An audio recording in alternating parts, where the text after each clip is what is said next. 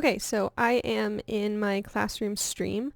I want to go and access the work for today. This is going to be a 2-day reading, just like the Jonathan Edwards reading that we did on Monday and Tuesday. So I'm going to go to classwork, and I'm in my first period, but it's going to look the same for all of my English classes. So I go to classwork, I go down to week 2, and I'm going to find the 917 classwork, the Overture. I'm also going to have this available for anybody who's having issues opening up Kami. It's just going to be a Google Doc. You can access this. The only thing with that is you're not going to have the reader and the dictionary functions that you would normally have in Kami. But I'm going to open up the Kami extension. So I've got my objective here. Students will be able to understand identifying and analyzing character motivation and author's purpose by doing a first read and annotating the overture from the Crucible. So we're going to click on the Kami export. And if you need help with installing the Kami plugin, I'm always going to keep this posted as needed. But I'm going to click on the export. And if it doesn't take you directly to it, you're going to see a purple button that says Open with Kami. So I'm going to click on that as well. And the directions here, read and annotate the overture according to the annotation guide. Complete the graphic organizers and questions. Use complete sentences and refer to the text or cite text evidence as needed. So our annotation guide, we're going to be using pink and blue. Pink is for character motivation, or the reason for why someone is doing something. And blue will be for commentary about the subject by the author. So character motivation, and then stuff that the author kind of weaves in that are his own thoughts about the topic that he's writing about. And then we're going to underline anything that confuses us. So just a refresher for the tools that we have available to us in Kami. We have our dictionary. So let's say as I read, I really kind of confused by this word overture, right? So I'm going to click on dictionary. I'm going to highlight the word overture. And I'll see that the overture has 3 different definitions. So I can see the different definitions here. But let's say I need it translated for me. So I can go to text to speech, and I can click change voice, and I can select a different language. So let's say I want it read to me in Spanish. I would click on it here. The Crucible Overture. And it'll respond to me in whatever language I select. And you can change the speed if you want it to read the whole thing. So let's say you're like, oh man, that's just a really big block of text and I don't really want to read it. Select the language that you want. So I'll select UK English, and all you have to do is highlight and it'll start to read it Into for the you. play The Crucible is based on real events that took place in Salem. For annotation, we're going to come to markup and make sure you have it on text highlighter. And we're going to also use the underline. But text highlighter, we want pink and blue. I already have these selected, but if you don't have them in this kind of 3 color wheel here, you'll see an extension come out. We'll select pink for character motivation and blue for author's commentary. And then if you want to leave a comment to yourself, come and click on comment. And if you click anywhere on the page, a little bubble will appear. So now there's a little bubble, and you can leave your comment to yourself right here. Okay, so let's get our highlighters out. And I'm going to go through the first 2 pages with you. So The Crucible by Arthur Miller, The Crucible Overture by Arthur Miller. Into the play. The Crucible is based on real events that took place in Salem, Massachusetts in 1962. As the play begins, the author provides some background information about the setting, the characters, and their mindsets before the characters start to speak.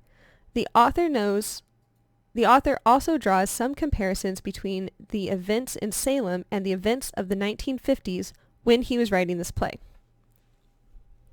So right off the bat, I'm already seeing that I know the author is going to be giving me character motivation here, because it says specifically he's giving us background information about the setting, the characters, and their mindsets. So this character motivation, I'm going to highlight and their mindsets, because the way that they think about certain things and then what they do based on those thoughts would be their motivation. Okay, Act 1, an overture. Anywhere we see a bolded word that has a little number up at the top of it, we will see the footnote is going to provide the definition, and the pronunciation of the word. So overture is bolded. It's got a little 1 by it. I'm going to look down here at the footnote. I see an overture, pronounced in parentheses, is an introduction to something, usually a play or performance. So this isn't a standard novel. This is like a stage play.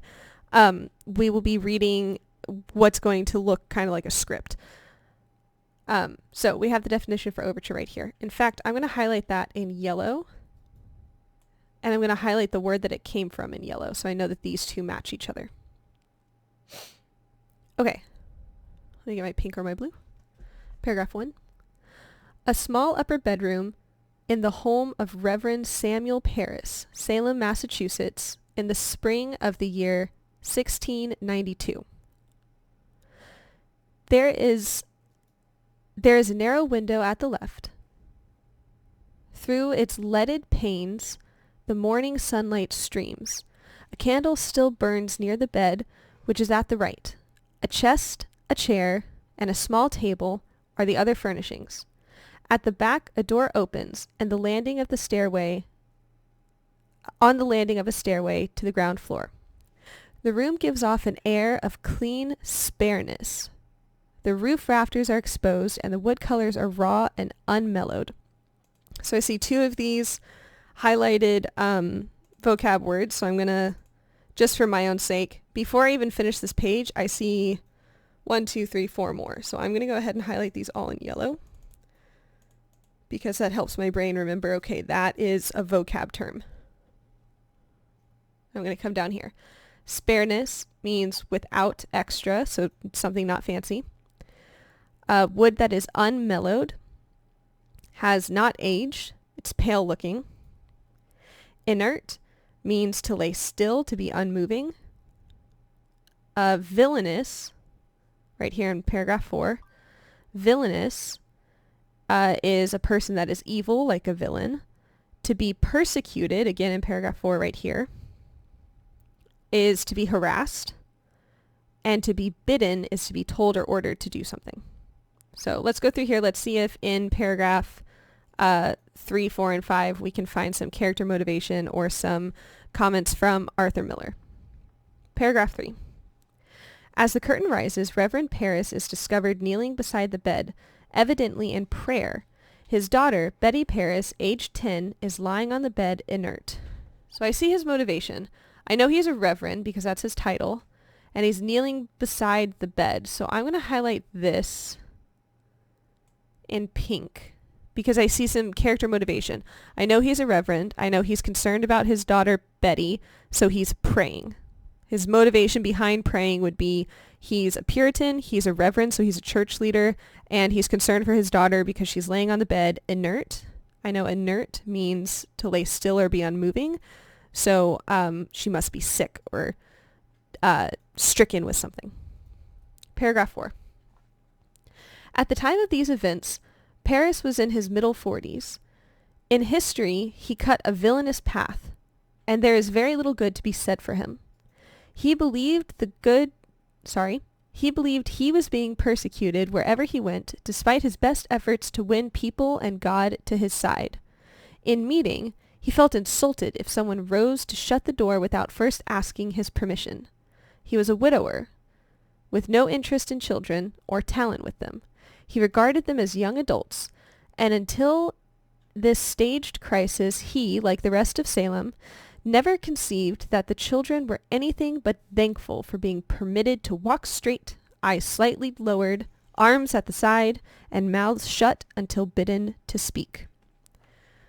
So in paragraph 4, I saw some commentary from Miller. I see this line here. In history, he cut a villainous path and there's very little good to be said for him. I'm highlighting this in blue because Miller is making a point right here. He's saying Reverend Parris is not a good dude. He's kind of a jerk, right? He cut a villainous path. I know villainous means to be evil, right? So Reverend Parris was not really a great guy, and Arthur Miller is letting us know that. So I'm going to highlight that in blue. I'm going to come back to my pink because I saw some character motivation for Reverend Parris. He was a widower with no interest in children or talent with them. He regarded them, so here's the thing that he's doing. He regarded them as young adults. He regarded them, I'm just going to highlight that part. He regarded them as young adults, and he never conceived that children were anything but thankful. So that's his motivation, right? He's not very good with kids, and because he's not very good with kids, he doesn't really care for them. He thinks that their job is to stay silent, do work when their parents need them to, and be happy for what they have, right? Not to ask for anything else. So there's some more of his motivations. Now, anywhere that we see this in other words, this is going to be sections of the text that kind of rephrase the thing that we just read to make it a little bit more palatable. So let's look at this box here. In other words, the story begins in the home of Reverend Samuel Parris in Salem, Massachusetts in 1962. Oh, wait, that's not right. It should be 1692. Oops, I'll fix that. Reverend Parris is kneeling beside the bed of his 10-year-old daughter, Betty, who lies still and quiet on her bed. Reverend Parris is not a good man. So there's another, I'm going to highlight this in blue, because that's a commentary from the author, right? He is not a good man. Oh, you can't see that, can you? Yes, you can. In his mid-40s, now, he has always acted as if the whole world was against him. So there we see some of his motivation. That he was right and everyone else was wrong. I'm going to highlight that in pink because that's Reverend Parris's motivation. His wife has died, and though he has a daughter, he has not really considered the needs of children except that they should behave properly. So there I've modeled how to go through and annotate and kind of better understand what we're doing. All I want you to do for the rest of today is to go through and continue annotating. Don't worry about these boxes here. We're going to work on these boxes tomorrow. I just want you to read this, take note of the vocab words, highlight for character motivation, and highlight for commentaries from our author. That's it for today.